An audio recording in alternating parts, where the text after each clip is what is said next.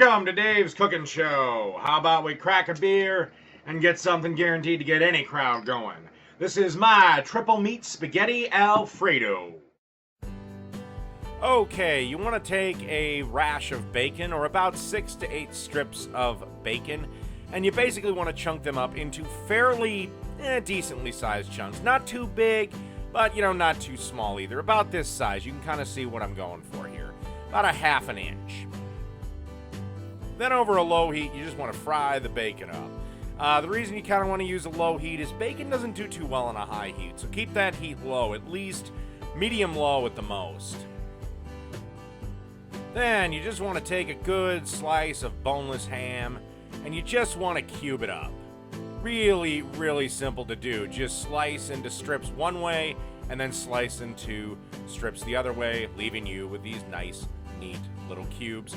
And kind of move it around a little bit just to make sure you sliced all the way through on that. And the bacon is coming along nicely. Okay, so to boiling water, we're going to add 16 ounces of spaghetti, or, your standard box package that you pick up at any grocery store.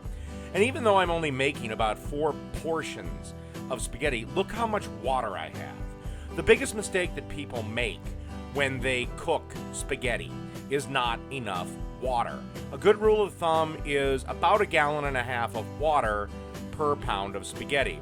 Also, I salt my water, and you don't really need oil. If you want to add it, fine, but it's a completely unnecessary step. Okay, and the bacon's pretty much almost done.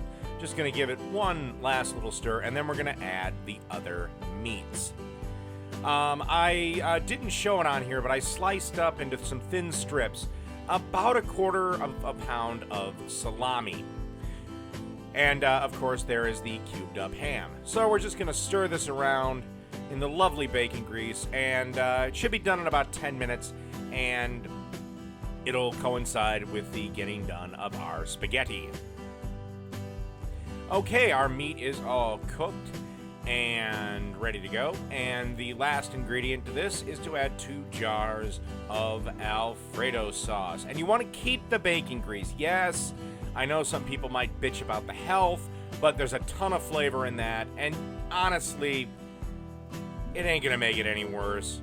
This isn't a light dish. And if you want to bitch at me for using jarred Alfredo sauce versus making my own, well, I have this to say to you. Go fuck yourself. Go fuck yourself. Go fuck yourself. Okay, so we've got about 1/4 pound of spaghetti in the bowl, and that's a good portion for me. You can adjust it as you see fit. And then you want to grab about 2 ladles of this here Alfredo sauce that I whipped up with the lovely bacon, ham, and salami. But we're not done just yet. We got a couple of more things to add to the top of this. Now, this is completely optional. If you don't want to do it, that's fine. But I think this brings it to another level. You just want to add a bit of Parmesan cheese to the top of it. Don't worry about melting it. The heat of the sauce and the spaghetti should be sufficient to melt the Parmesan cheese.